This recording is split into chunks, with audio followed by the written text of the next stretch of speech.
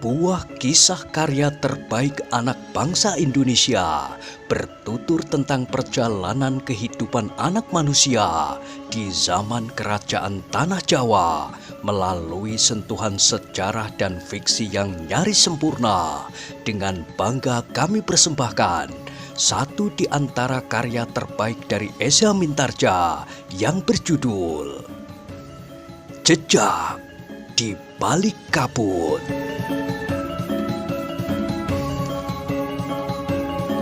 Pada kesempatan yang sangat baik ini, kita masuk pada episode yang ke-153.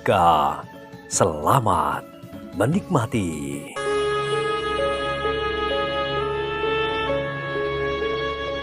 Pada episode sebelumnya telah diceritakan, Wijang mengangguk-angguk. Daerah itu memang disekat oleh bongkah-bongkah batu padas, gumuk-gumuk kecil, lereng yang terjal dan lorong yang rumit untuk dilaluinya. Namun daerah itu sendiri agaknya merupakan daerah yang subur. Semuanya nampak hijau, air pun tergenang di mana-mana. Wijang dan Paksi Pamekasan tidak melanjutkan perjalanan mereka mengikuti orang yang dipapah oleh kedua kawannya itu.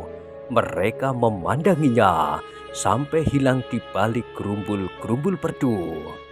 Namun jalan di hadapan mereka adalah jalan yang termasuk rata dan lebar meskipun memanjat naik. Agaknya jalan itu cukup terpelihara, sebagaimana parit-parit yang membawa air ke kotak-kotak sawah. Kita menunggu sampai sore, desis Wijang. Kita menunggu di sini sehari penuh tanpa berbuat sesuatu. Lalu apa yang harus kita lakukan? Kita pergi ke Pategalan. Kita mencuri buah-buahan yang dapat membantu menyegarkan tubuh kita sehari ini. Wijang tertawa, katanya, "Bagus, kita tidak dapat berburu binatang, karena jika kita membuat perapian, maka kehadiran kita akan segera dapat dilihat." Namun Paksi Pamekasan pun kemudian bertanya, "Di mana letak Pategalan mereka?"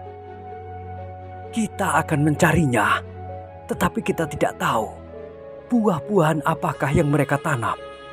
Sementara itu, aku kira di lingkungan ini tidak ada orang berjualan makanan dan minuman, karena lingkungan ini seolah-olah merupakan lingkungan terpisah, jauh dari padukuhan-padukuhan yang dihuni.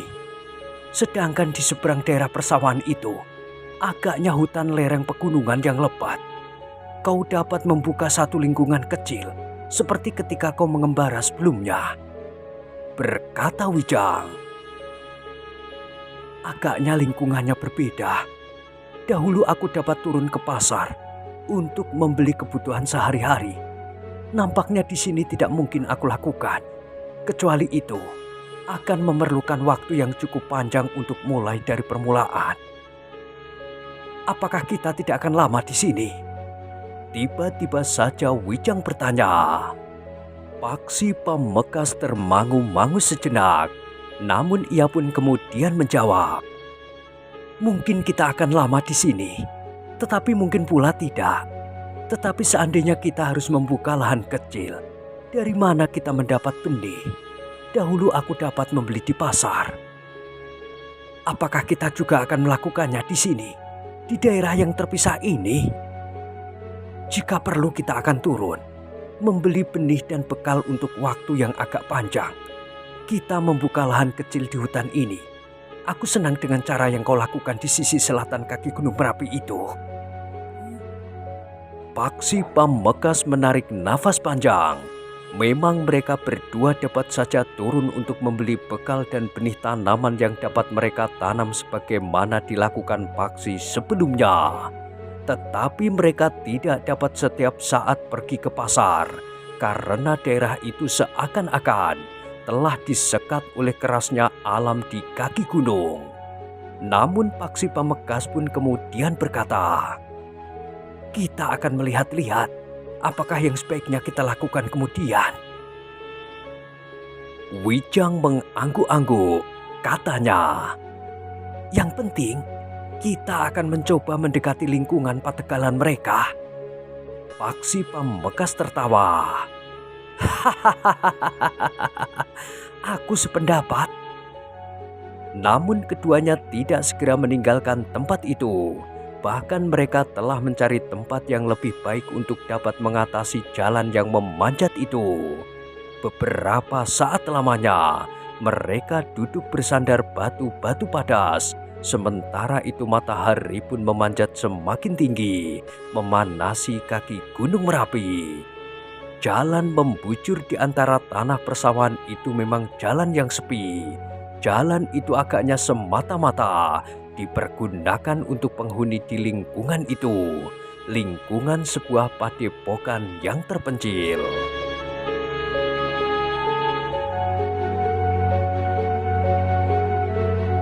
Mungkin jalan itu dibuat agar hasil panenan dapat diangkut dengan pedati ke padepokan. Mungkin juga pedati itu dipergunakan untuk mengangkut pupuk atau keperluan-keperluan yang lain. Untuk beberapa lama Wijang dan Paksi Pambekas menunggu, tetapi mereka tidak melihat seorang pun lewat atau seorang yang lain yang bekerja di sawah. "Marilah kita tinggalkan tempat ini," berkata Wijang. "Kita akan berada di hutan itu.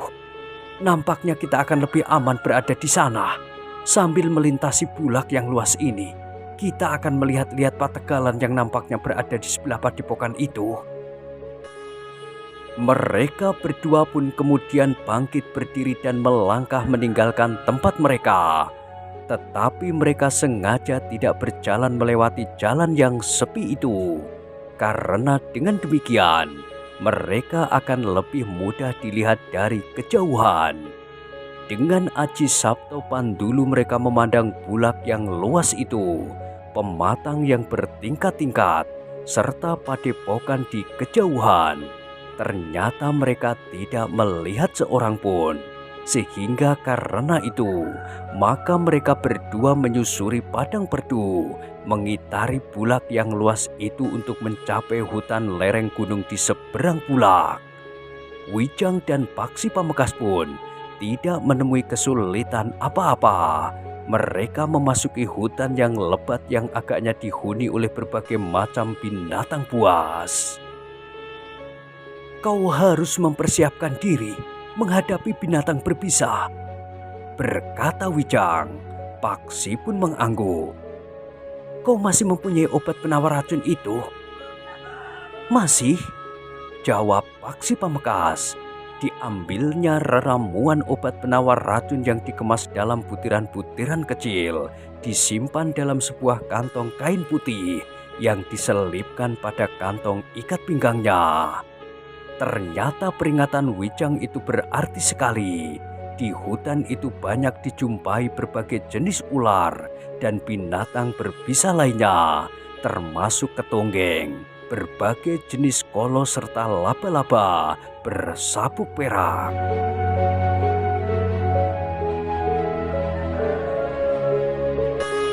"Kita mencari tempat yang paling baik," berkata Wijang, "sebelum kita nanti mencari di mana letak pategalan dari padepokan itu." Keduanya menyusuri hutan itu beberapa lama. Telinga mereka yang tajam pun mendengar suara kerojokan kecil serta aliran air yang tidak begitu deras. "Sebuah sungai kecil," desis Wijang. Keduanya pun segera menuju ke sungai kecil itu. Mereka berhenti di atas lereng yang agak curam. Di bawah lereng itu mereka melihat aliran air yang tidak begitu deras. Sebuah gerojokan kecil meluncur dari seberang, menimpa batu padas di bawahnya. "Seperti sungaimu," berkata Wijang. "Sungaiku?" "Iya, sungaimu yang banyak ikannya itu. Sebuah gerojokan yang di belakangnya ada lubang guanya." "Tetapi gerojokan itu cukup besar untuk menutup lubang gua. Gerojokan sungai ini hanyalah sebuah gerojokan kecil." "Iya," Wijang tertawa. "Hehehe. Tetapi di genangan air Di bawahnya tentu banyak ikannya. Paksi Pamekasan mengangguk-angguk. Katanya, marilah kita turun. Keduanya pun segera menuruni tebing yang curam, tetapi tidak terlalu dalam. Demikian mereka sampai di tepian, maka Paksi Pamekasan pun berdesis. Kau benar, di situ pun banyak ikannya. Tempat ini belum pernah dijamah oleh seseorang. Bahkan para cantrik dari padepokan itu pun tentu belum pernah sampai ke tempat ini.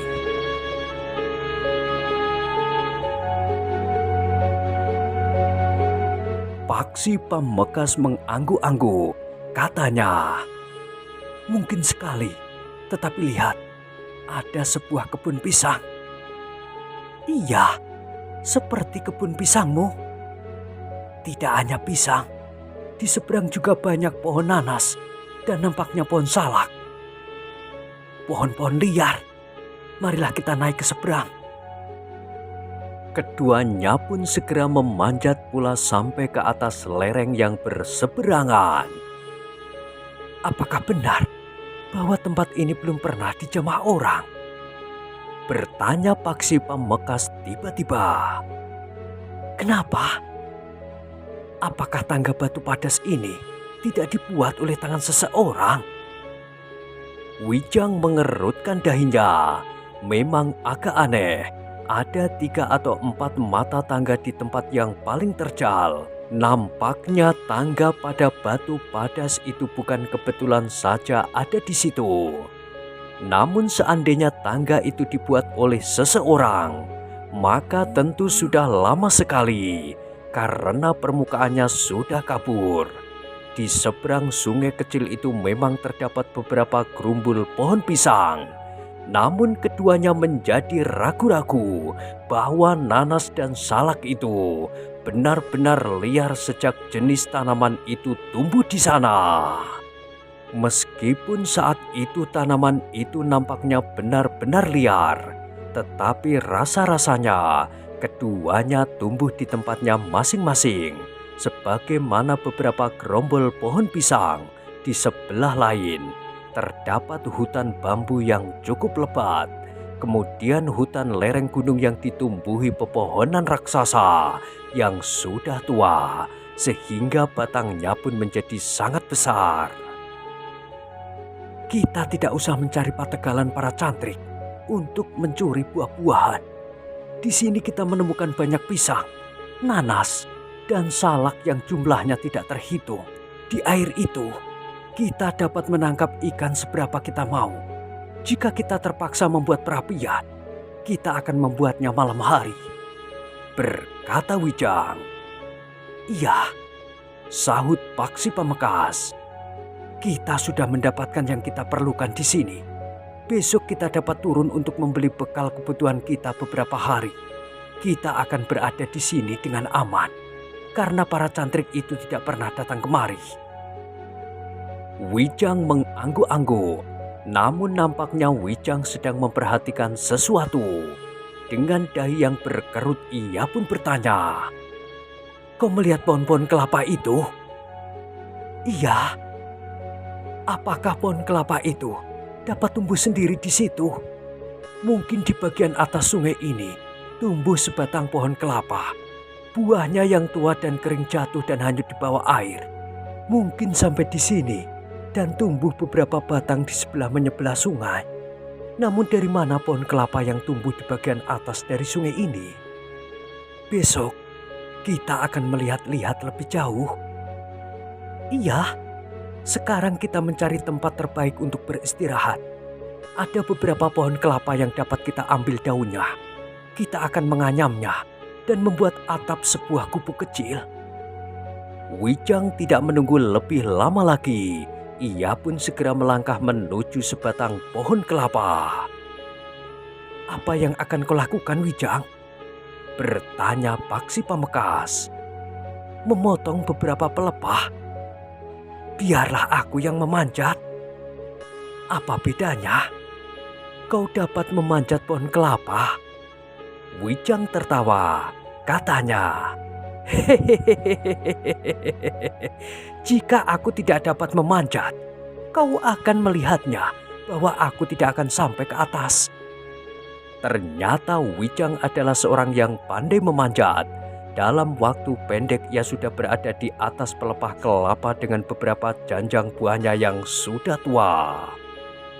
Sejenak kemudian, dengan pisau belatinya, Wijang telah memotong beberapa pelepahnya dan mengambil dua kelapa yang masih muda. Tetapi Wijang justru tidak mengusik kelapa yang sudah tua. Biarlah yang tua itu jatuh dengan sendiri dan dibawa aliran sungai turun ke bawah. Buah itu tentu akan tumbuh di sebelah menyebelah sungai ini pula. Atau bahkan hanya sampai di dataran dan tumbuh di sana memagari sebuah sungai yang menjadi semakin besar. Berkata Wijang kepada diri sendiri. Demikianlah, pada hari itu Wijang dan Paksi Pamekasan telah menyiapkan sebuah gubuk bambu kecil di atas tanah yang luang di pinggir sungai yang airnya tidak begitu deras itu. Tetapi yang dilekuk-lekuknya, tempat air itu menggenang terdapat banyak sekali ikannya. Setelah gubuk sederhananya siap, maka kedua orang itu pun telah mandi dan membersihkan diri. Kemudian mereka pun telah menelusuri jalan yang telah mereka tempuh, keluar dari lingkungan hutan yang lebat itu. Sebentar lagi malam gelap, jangan kehilangan arah jika kita nanti kembali ke gubuk kita itu, berkata Wijang. Tidak, aku sudah menandai beberapa batang pohon, jawab Paksi. Hampir tiba waktunya untuk mendekati padepokan itu. Paksi mengangguk-angguk.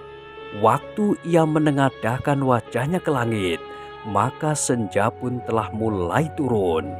Dengan sangat berhati-hati kedua orang itu pun menyusuri padang perdu melingkari bulak-bulak sawah yang luas. Mereka kemudian menyusuri pematang sambil terbungkuk-bungkuk, merayap mendekati padepokan. Dengan ketajaman penglihatan mereka serta ketajaman pendengaran mereka, keduanya pun yakin bahwa tidak ada orang yang berada di dekat mereka. Dengan demikian maka semakin lama mereka pun menjadi semakin mendekati padepokan yang menurut dugaan Wijang dan Paksi adalah padepokan yang dipimpin oleh orang yang bernama Ki Gede Lenglengan. Namun keduanya tertegun ketika ketajaman penglihatan mereka menangkap bayangan 4 orang yang berjalan sambil membawa tombak pendek. Mereka berjalan menyusuri jalan yang sepi di sekitar padukuhan mereka. Ternyata mereka cukup berhati-hati, berkata Wijang. Apakah mereka sedang meronda? Desis Paksi. Nampaknya memang begitu. Agaknya mereka tidak yakin bahwa padepokan mereka telah tersekat dari dunia luar, sehingga tidak ada orang yang akan pernah datang mengunjunginya. Ternyata kita sampai juga di sini. Iya, Wijang tertawa tertahan. Sebelah telapak tangannya menutup mulutnya. Tetapi mungkin maksud mereka tidak begitu. Bukannya karena mereka tidak yakin bahwa tidak akan ada orang lain yang datang ke padepokan mereka, tetapi mereka justru menjaga agar orang-orang yang ada di padepokan itu tidak melarikan diri. Wijang menarik nafas dalam-dalam. Katanya, jika demikian, aku harus mentertawakan diriku sendiri. Tetapi bagaimana jika yang melarikan diri itu justru yang sedang meronda? Paksilah yang tertawa pendek. Katanya, nasib buruk bagi padepokan itu. Sejenak kemudian setelah orang-orang yang meronda berkeliling itu lewat, maka Wijang dan Paksi Pamekasan pun merayap semakin dekat dengan padepokan itu. Beberapa saat kemudian, mereka telah berada di luar dinding padepokan. Sebuah padepokan yang cukup luas, hampir seluas sebuah padepokan kecil. Di seputar padepokan itu terdapat dinding yang terbuat dari batang kelapa yang utuh yang berderet-deret dipotong rampak cukup tinggi. Wijang dan Paksi Pamekasan dengan sangat berhati-hati mengelilingi padepokan itu. Ada beberapa pintu gerbang yang sudah tertutup rapat. Namun satu di antara pintu gerbang itu agaknya adalah pintu gerbang utama. Agaknya tidak ada tempat yang baik untuk mencoba memanjat naik. Tidak ada dahan pepohonan yang mencuat ke atas dinding. Meskipun demikian, Wijang dan Paksi Pamekasan masih juga berusaha meyakinkannya. Untuk beberapa saat mereka duduk melekat dinding sambil mendengarkan suara yang mungkin dapat mereka tangkap dengan aji Sabto Pangrungu.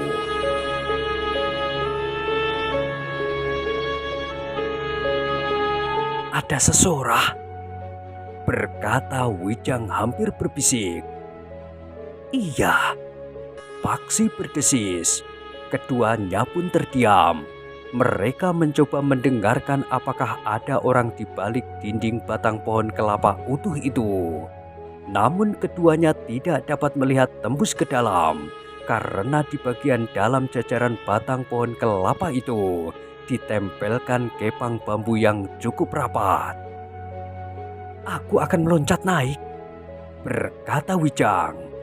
Paksi termangu-mangu sejenak. Katanya kemudian, "Berhati-hatilah."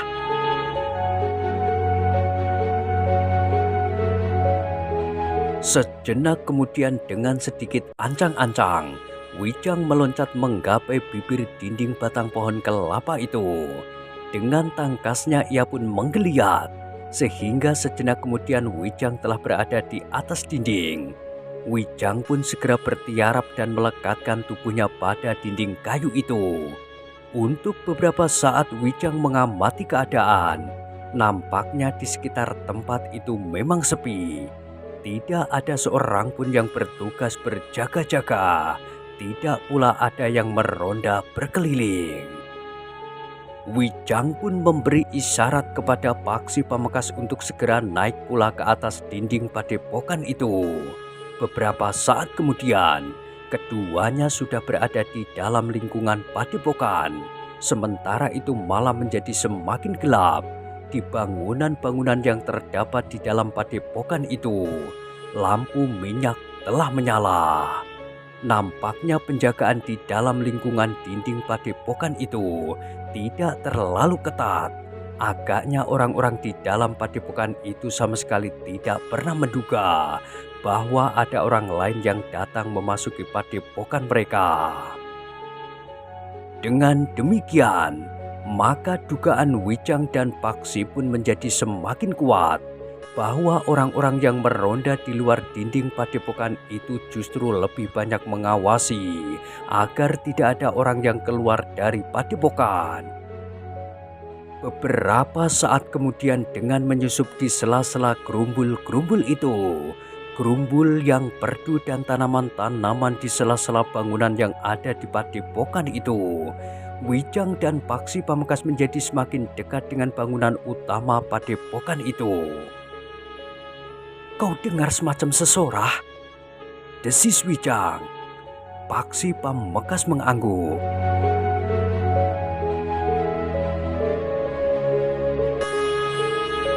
Namun mereka tidak perlu bertanya-tanya lebih panjang lagi. Sejenak kemudian, mereka melihat seisi padepokan itu berkumpul di depan pendopo bangunan induk padepokan itu. Beberapa buah oncor dipasang di seputar halaman yang cukup luas. Dari tempat mereka bersembunyi, mereka sudah dapat mendengarkan dengan jelas kata demi kata yang diucapkan oleh seorang yang bertubuh tinggi tegap, berdada bidang dan berkumis tebal yang berdiri di tangga pendopo bangunan induk itu. Orang itu tidak mengenakan bajunya, tetapi disangkutkan saja bajunya di pundaknya. Sebuah keris terselip tidak di punggung, tetapi di dadanya. Namun Wijang pun kemudian menggamit Paksi Pamekasan ketika dilihatnya 5 orang yang terikat pada patok-patok kayu di halaman itu. di hadapan orang-orang yang berdiri di halaman bangunan induk padepokan itu. Siapakah mereka? Apakah ada orang yang mencoba mendekati padepokan ini dan berhasil ditangkap? Bertanya Wijang dan Paksi di dalam hatinya. Namun mereka pun kemudian mencoba untuk menangkap isi kata-kata orang yang berdiri di tangga itu. Tetapi karena mereka tidak mendengar jelas apa yang dikatakan sebelumnya, maka yang mereka dengar pun tidak terlalu banyak yang dapat mereka mengerti. Laksanakan hukuman itu sekarang. Yang dapat bertahan hidup akan hidup terus. Yang akan mati, biarlah ia mati. Kelima orang yang diikat itu nampak letih dan lemah. Bahkan ada di antara mereka yang luka-luka. Sinar oncor di sekitarnya terayun dihembus angin. Wijang pun tiba-tiba menggamit Paksi Pamekasan sambil berbisik di telinganya. Apakah mereka orang-orang yang berhasil melarikan diri saat mereka merampok di Manjung? Paksi Pamekasan mengangguk-angguk kecil sambil berdesis perlahan-lahan. Nampaknya memang begitu.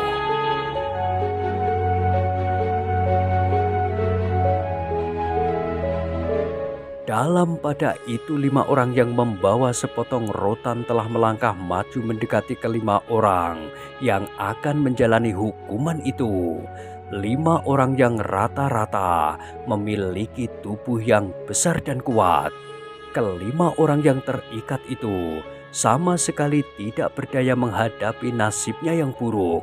Mereka hanya dapat memandangi orang-orang yang berdiri di hadapan mereka dengan rotan di tangannya. Sorot mata merekalah yang seakan-akan memohon belas kasihan, tetapi mulut mereka tetap terkatup rapat. Mereka adalah pengecut yang membiarkan kawan-kawannya mati atau tertangkap. Tetapi aku yakin tidak seorang pun di antara mereka yang tertangkap akan bersedia membuka mulutnya sampai akhir hayatnya. Orang yang berdiri di tangga itu pun terdiam sejenak. Kemudian katanya, "Atas nama Ki Gede Lenglengan, aku perintahkan untuk menghukum orang-orang itu sesuai dengan keputusan yang telah dijatuhkan kepada mereka."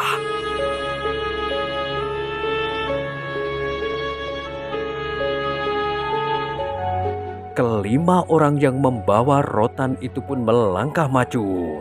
Mereka pun segera melaksanakan tugas yang dibebankan kepada mereka, mencambuk orang-orang yang dianggap pengecut dan membiarkan kawan-kawan mereka mati atau tertangkap.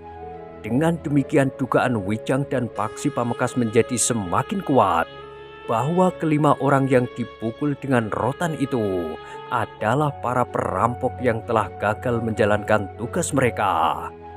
Wijang dan Paksi Pamekasan hanya dapat menarik nafas panjang. Mereka tidak dapat berbuat apa-apa menyaksikan kebengisan orang-orang dari padepokan itu.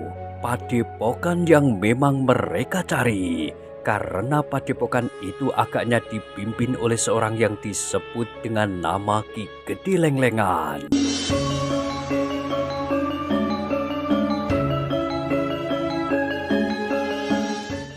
Nah, bagaimanakah kisah selanjutnya? Silahkan ikuti terus kisah Jejak di Balik Kabut pada episode berikutnya.